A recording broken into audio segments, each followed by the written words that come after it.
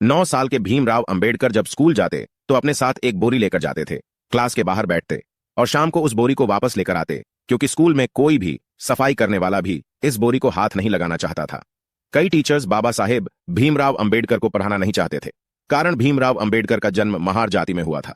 पढ़ने लिखने, अच्छी नौकरी और समाज की तो आप बात छोड़ा दीजिए, अनटचेबल्स के लिए पानी पीने, रहने, सेहत की बड़ी अमानवीय स्थिति थी। ये वो समय था जब एक इंसान की परछाई और आवाज से भी लोगों को परेशानी थी। स्कूल में छोटे भीमराव अंबेडकर प्यास लगने पर नल से पानी नहीं पी सकते थे।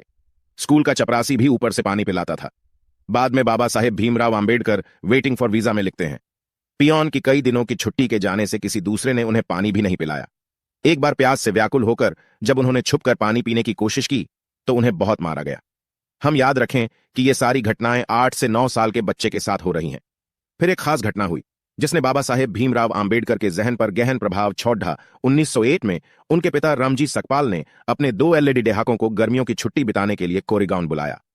बड़ी तैयारी के साथ 10 साल के अंबेडकर और उनके भाई ट्रेन से मसूर पहुंचे, जहां पिताजी उन्हें स्टेशन पर लेने आने वाले थे, लेकिन किसी कंफ्यूजन के चलते पिताजी न आ पाए। दोनों भाइयों ने निश्चय किया कि बैलगाड़ी करके मसूर से कोरेगांव जाएंगे। जब बैलगाड़ी वाले को पता चला कि ये दोनों बच्चे महार जाति के हैं तो उन्हें बैलगाड़ी से धकेल दिया। फिर 2 गुना किराया लेकर उन्हीं से बैलगाड़ी चलवाई और गाड़ी वाला खुद पीछे पीछे चला, क्योंकि वो उनके साथ बैठकर दूषित नहीं होना चाहता था। इतना ही नहीं, सफर के बीच में जब दोनों भाई अपने घर से लाया हुआ भोजन करना चाहते थे तो गाड़ी वाले ने पानी पीने के लिए एक ऐसी नदी पर गाड़ी रोकी जहां पर जानवर मलमूत्र त्यागते थे। Baba Saheb Bhimrao Ambedkar waiting for visa में लिखते हैं, मैं 9 साल का एलडीडी डाका था जब ये सब मेरे साथ हुआ। इस घटना ने मेरे ऊपर गहरी छाप छोड़ दी। दोस्तों, अब आप कल्पना करो, अंबेडकर साहब के मेंटल स्टेट की अनगिनत अपमान, दुर्व्यवहार, तिरस्कार सहने के बाद उन्होंने सोचा होगा कि एक ऐसा समय आया कि जब वे 10 साल की उम्र में घर और स्कूल छोड़ कर भाग जाना चाहते थे। ट्रेन के टिकट के लिए उन्होंने 4 दिन तक पैसे चुराने की कोशिश की, केवल एक आना मिला तो उन्होंने निश्चय किया कि स्कूल और घर छोड़ने से कुछ नहीं होगा, मैं पीएच कर अच्छी नौकरी हासिल करूंगा। उससे पहले छोटे बालक भीमराव अंबेडकर जी को गार्डनिंग, बकरियां चराने और खेलने का शौक था। उस निर्णय ने बाबा साहेब की शक्तियों को एक नई दिशा दी।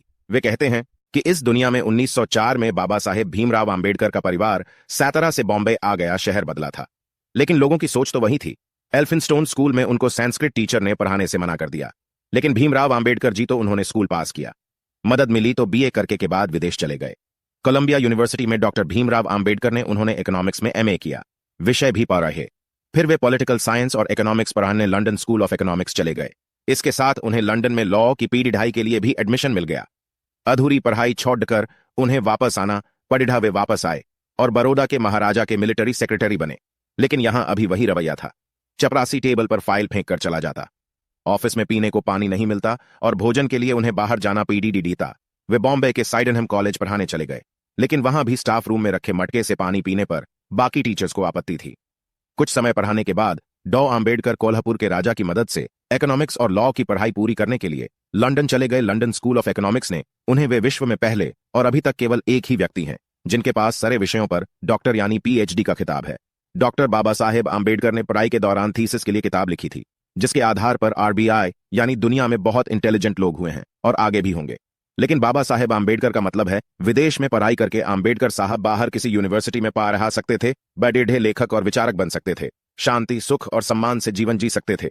लेकिन बाबा साहेब भीमराव अंबेडकर मुश्किलों से भागने वालों में से तो थे नहीं।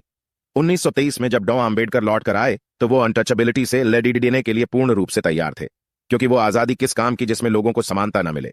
आज से 100 साल पहले उनका विजन इतना बीडेडा था, जिसका मकसद था डिप्रेस्ड क्लास को शिक्षित करना और आर्थिक स्थिति को बेहतर करना। इसके बाद बाबा साहेब अंबेडकर ने कई बड़े काम किए, मूवमेंट चलाए, वे देश में डिप्रेस्ड क्लास के अनडिस्प्यूटेड नेता बने। इसके साथ उन्होंने अपनी देश की औरतों और लेबर के उत्थान के लिए कई सारे काम किए। बाबा साहेब अंबेडकर कहते हैं कि आप 18 साल के भीमराव अंबेडकर के मन में झांकने की कोशिश करो, जिधर देखो उधर अपमान और तकलीफ, भविष्य का कोई ठिकाना नहीं। डॉ भीमराव अंबेडकर साहब ने अगर इन सब प्रश्नों में अपनी मानसिक शक्ति व्यर्थ की होती तो कभी स्कूल पूरा नहीं कर पाते। हमेशा अपना लक्ष्य सामने रखो, और जो आज आपकी काबिलियत है, ऐसा करने के बाद फिर आप बाहर वैलिडेशन, बाहर सहारा नहीं ढूंढेंगे। बाबा साहेब भीमराव अंबेडकर कहते हैं, आपको गाइडेंस की जरूरत हो सकती है, आपको दिशा की जरूरत हो सकती है। अपने ऊपर भरोसा करो और एक एक कदम चलते रहो। आप काम ईमानदारी से करो तो विरोधी भी आपका सम्मान करते हैं। डॉ अंबेडकर की सबसे बड़ी जीत यह थी कि जब वो भारत के संविधान का निर्धारण कर रहे थे तो उनके मुकाबले उतना पढ़ा लिखा कोई व्यक्ति नहीं था। विभिन्न सोच रखने वाले भी उनका सम्मान करते थे, और इसी बुद्धि और सिंसेरिटी का नतीजा है भारत का संविधान और कई देशों के समाज और कानून व्यवस्था समझने के बाद डॉक्टर आंबेडकर के नेतृत्व में उन्होंने भारत के लिए एक प्रोग्रेसिव कॉन्स्टिट्यूशन का निर्माण किया था। इसलिए बाबा साहेब भीमराव आंबेडकर को बाबा साहेब बुद्धिमान तो थे ही, लेकिन इसके साथ उनको सीखने की तीव्र इच्छा थी। रात में बाबा साहेब भीमराव आंबेडकर किताब पढ़ने में इतने खो जाते थे कि उनको समय और दुनिया का ख्याल नहीं रहे। पूरी रात पढ़ने के बाद वे सोने जाते, फिर सुबह उठकर थोड़ी कसरत करते और कोर्ट चले जाते। जब भी उन्हें कोई खाना के लिए बाहर दावत पर ले जाना चाहता तो वे कहते कि अगर आप मुझे दावत देना चाहते हो तो टिफिन घर पर ही ले आओ, बाहर जाने में और व्यर्थ की बातों में मेरा कम से कम 1 घंटा खराब हो जाएगा। डॉ भीमराव आंबेडकर कहते हैं, जब वे विदेश जाते तो वहां से 1000 सेकंड हैंड किताबें तक वापस ले आते। राजगार में स्थित डॉ भीमराव आंबेडकर की किताबें तो खरीदकर कुछ लोग रख सकते हैं, लेकिन बाबा साहेब भीमराव आंबेडकर के देहांत के बाद जब उनकी लाइब्रेरी खोली गई, आप उनकी बुद्धि की स्थिरता के बारे में सोचिए। जीवन भर अमानवीय व्यवहार सहने के बावजूद, समाज में कई तबकों के विरोध होने के बावजूद उन्होंने अपने मन में किसी तरह की नफरत नहीं पाली, क्योंकि वो जानते थे कि वे अंत तक एकता, भाईचारे की बात करते रहे। दोस्तों, आज की वीडियो में बस इतना ही। अगर आपको हमारी ये वीडियो पसंद आई हो तो वीडियो को लाइक करें तथा भीमराव अंबेडकर जी से जुड़ी सभी जानकारी के लिए चैनल को सब्सक्राइब कर लें।